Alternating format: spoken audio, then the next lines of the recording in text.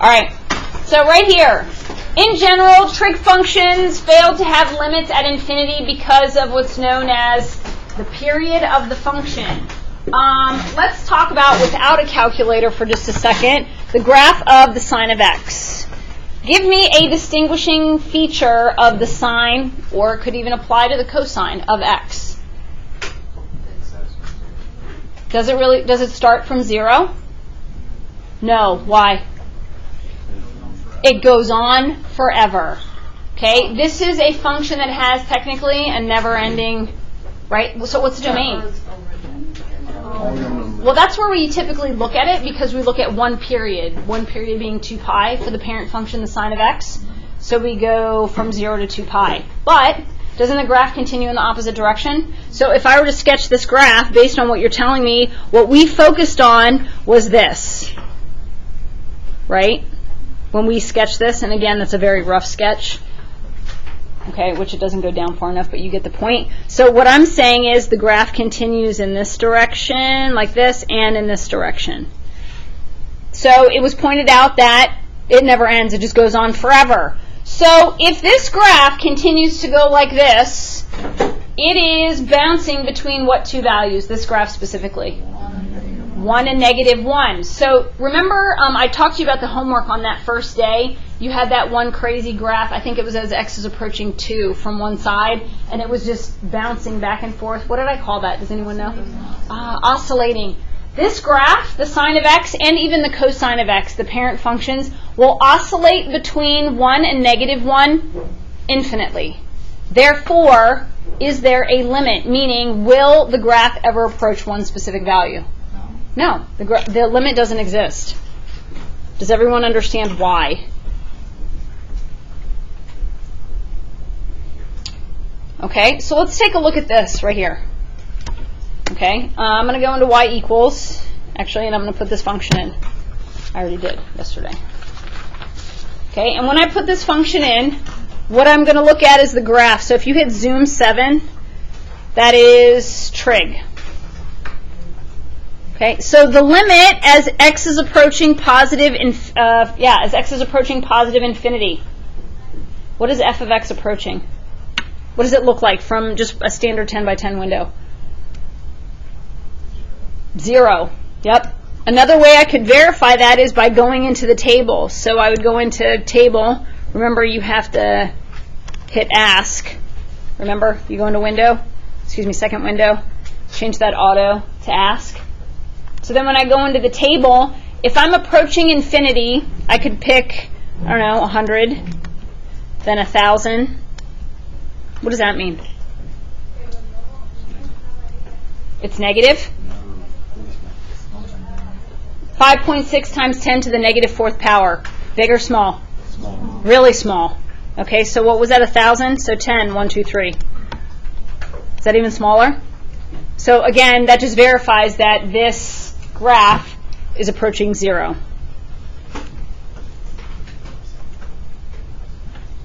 Everybody good? Okay, so let's take a look at this next one. Let's just talk about the tangent of x first. Tell me about the tangent of x graph. I know it's a tough one to remember because it's been a while. Okay, so it's very similar. It looks like the x cubed graph, right? What is unique about tangent and cotangent? What do they have that sine and cosine don't have? Yes, asymptotes, right? So we would typically look at one period of that function because I just needed to sketch one. They all look the same. And then we have the asymptotes, right?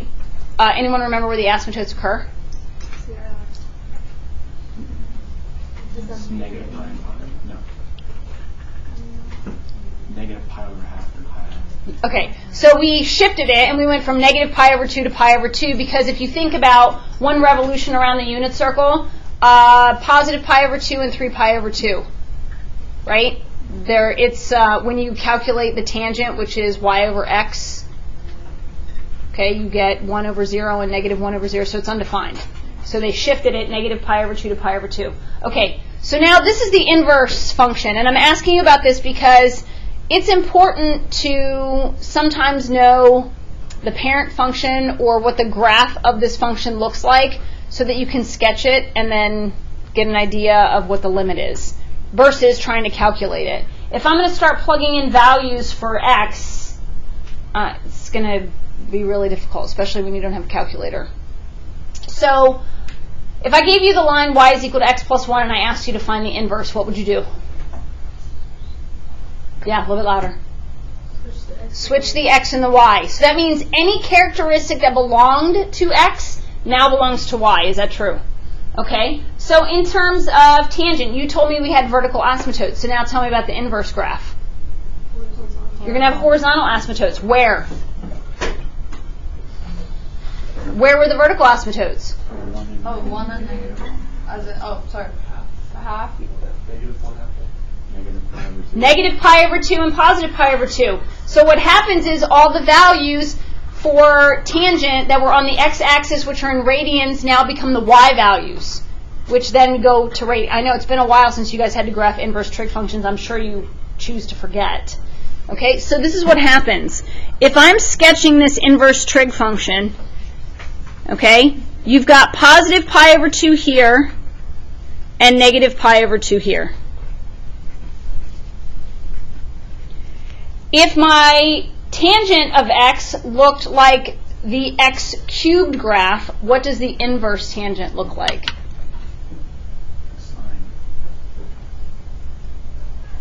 What's the inverse of x cubed?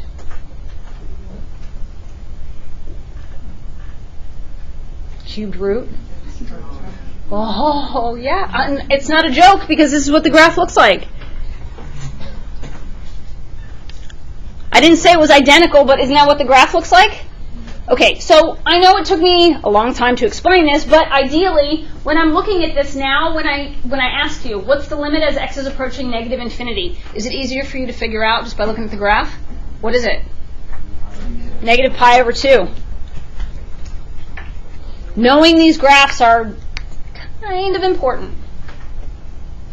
Okay, do me a favor. Jump back really quick to page 3 of your notes. I asked you to find in a table, I think it was the limit as x approaches 0 of the sine of x over x. What is it? It's 1. How many of you have done or started working on concept cards? Okay, I think that's in there somewhere, if it's not in there yet. If you haven't done the concept cards, that's fine. You got some time, but your test is a week from Monday, FYI. So the reason why I'm asking this is because what I'm about to show you, these two rules at the bottom of page 9 actually relate to the limit as x approaches 0 of the sine of x over x. These rules have shown up multiple times on the AP exam, which means they are now pushing that they are important. So when we've looked in AP Classroom, these rules are important. So we've begun to highlight them, but I need to show you why the rule is the way that it is. So for those of you that had Mrs. Kim, she's big on proofs, right? Yes, I don't know who had her. She did a lot of proofs in pre-calc honors. We're going to do a proof right here, but it's not your typical proof. Okay, it's not a geometry proof. All right. So first of all, I'm telling you, if you remember this rule, it's going to help you, but I need to show you why it works. So we have the limit as x approaches 0 of the sine of ax over x, and the answer here is just a, and I'm going to show you why that is. This is important. Okay?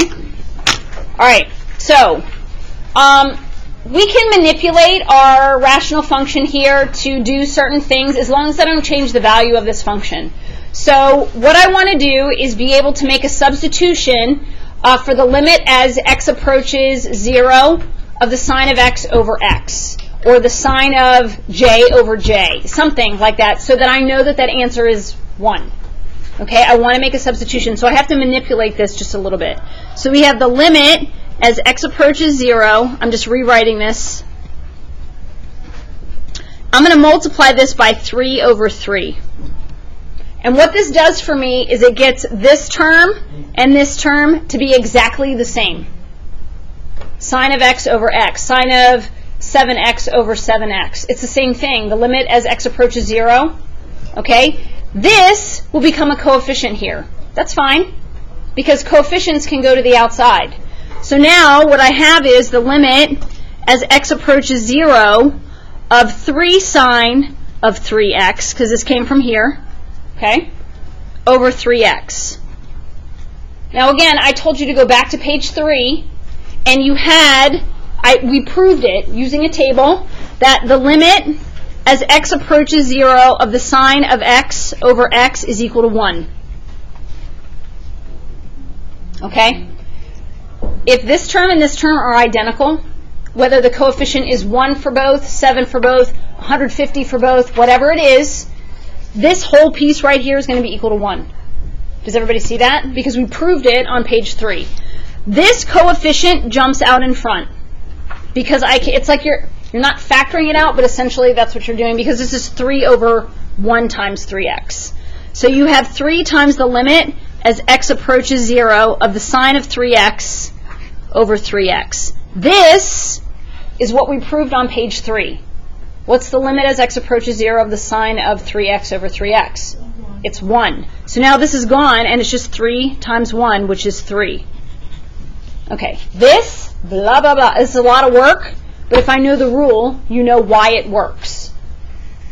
Okay. Does anyone have any questions? Because we proved this on page 3. Okay, now what if you have something with different coefficients like this? So I'm going to give you the rule first again, just like I did before. What do you think the answer is? Just think logically. Just take a guess. Remember, guesses can be wrong. That's why it's a guess. A over B, that's not wrong. It's right. It's A over B.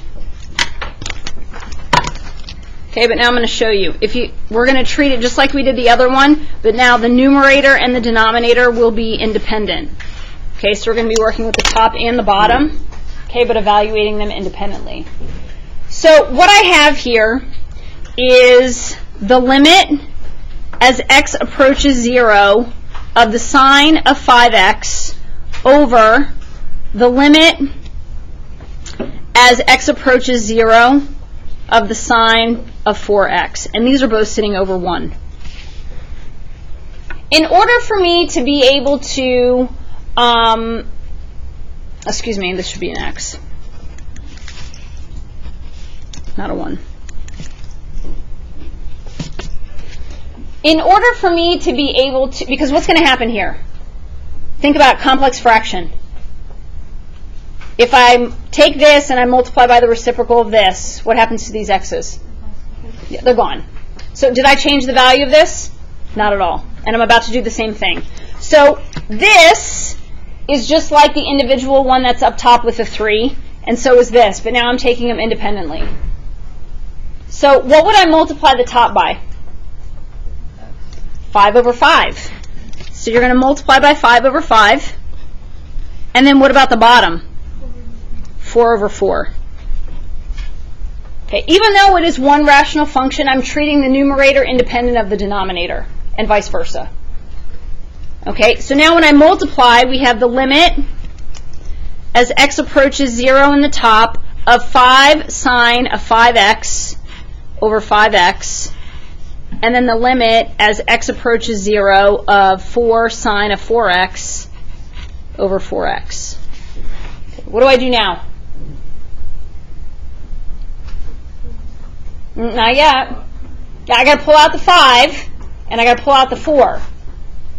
Okay?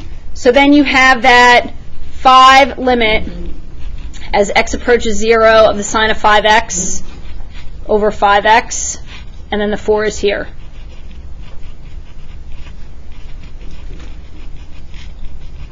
What's this? And what's this? Both of those are equal to 1, so this is where you get 5/4 from. Now, if you know the rule, do you have to prove it? No. But what if I asked you to do it? You should be able to do it. Okay? Questions? All right, we're almost done. And these graphs are, you should know these next 2 graphs. Did everybody get all that?